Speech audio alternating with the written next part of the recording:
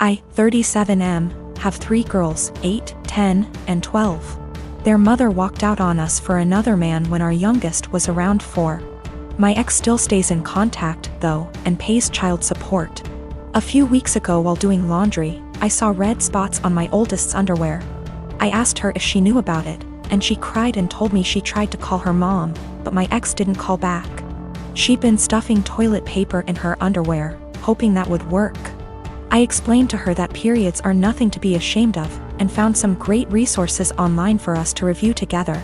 I took her to the store to pick out brands of feminine products she wanted to use. She picked Playtex Sport because she's a gymnast.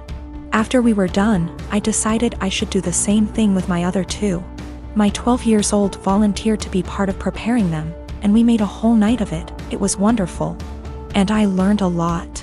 I even learned what a menstrual cup is, and how they benefit the environment. The other day, my ex called back. I'll usually arrange a video chat and leave the room so they can have some alone time, and when they're done chatting, I'll come back in to talk boring co-parenting stuff like school, bills, etc. This last time, my ex was furious with me for talking about periods with the girls. She shouted at me that I was sick and perverted. Why didn't I call her myself if I knew it was so urgent? I could have called one of their grandmas / aunts, but my mom has dementia, while her mom and sisters call me a loser because I teach kindergarten, so I'm not fond of them. My ex told me I was being immature and should have just toughed it out for the girls. This really pissed me off, so I shouted back that maybe if she wasn't such a deadbeat and answered her goddamned phone once in a while, she could have handled this. I brought up everything she does that hurts them. She hasn't been to a single soccer game, piano recital, or gymnastics meet in 2 years. Every other weekend when they come home from her house, they go straight to their rooms, only to emerge hours later asking me why she loves her new husband more than them, and what did they do to make her leave.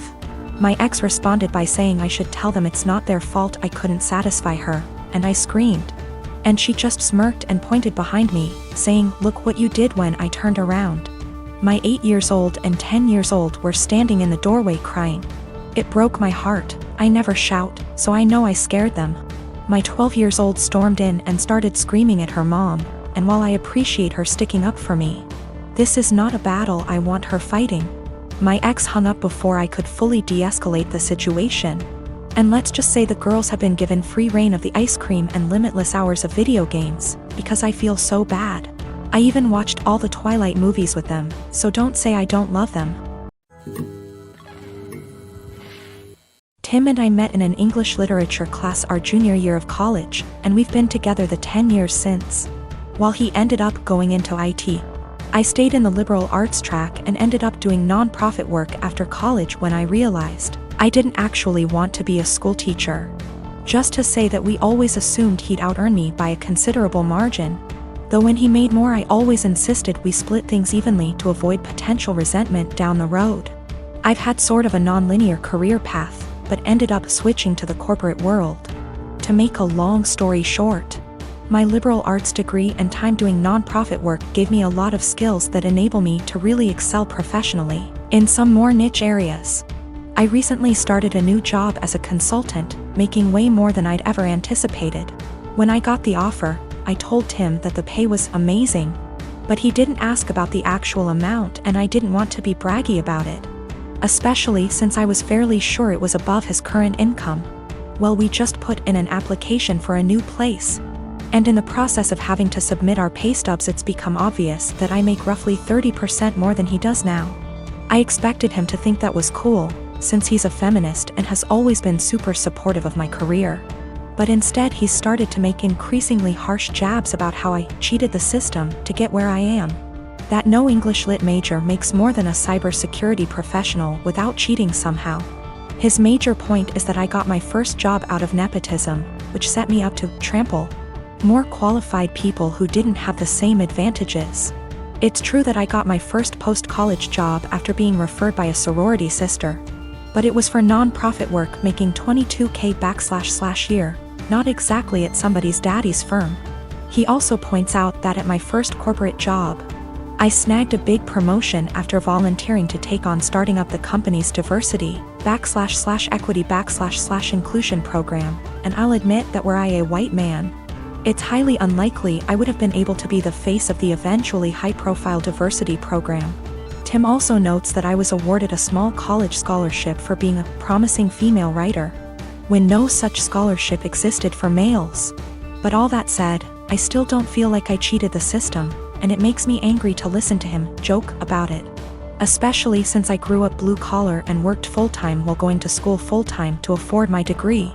I reached a breaking point yesterday when he made a crack about how the new / first woman on his team is an obvious diversity hire. I told him that his jokes about women cheating the system to get ahead aren't funny or guy talk ribbing, as he says. They make him sound like an insecure little boy. He told me I was being a naive Karen and we haven't really talked since yesterday. My husband and I don't want kids. My mother-in-law is big into family in the traditional sense. She has been pushy with us about having kids since we got married. Literally the week after we got engaged, she started asking. My husband has always changed the subject, and has even told her that it's really none of her business. Every time we see her, she asks. Everything we do is built around the idea of us having kids. 3 years into our marriage, my husband said we might not even have kids and mother-in-law would not hear it. At year 4, husband had a vasectomy and I had a tubal. So this weekend we were all at their home enjoying some barbecue and drinks and everything. When I get up to grab a beer, my mother-in-law asks me if maybe I should drink water instead, because wink wink nudge nudge. You never know. I was annoyed by this and said, there's really no chance. Mil, all wide grin, said, oh come on. It's time for you two to finally get serious. Put down the beer and tell us when we can finally expect you two to finally make your family official. I said we've been official for about 5 years now, Mil, and drink the beer. Husband laughs with me. Mother-in-law gets more annoyed and says, you won't be real, last names, until you bless us with babies.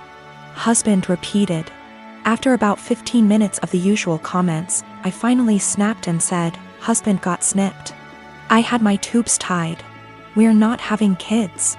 You need to stop bringing it up. Period. Well, I thought I started WWII. She started crying and stormed off. Family looked at us with disgust and stormed off to comfort her. We left. Party kinda ended. The social media bullshit started shortly after.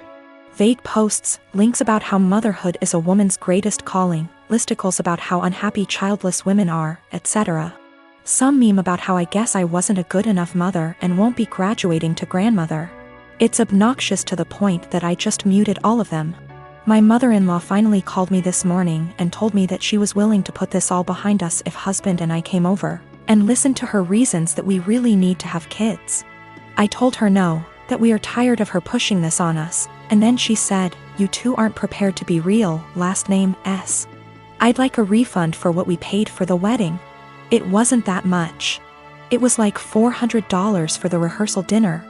I hung up on her. When recounting this to my friends, a few of them said that I was the asshole here for dropping it like that.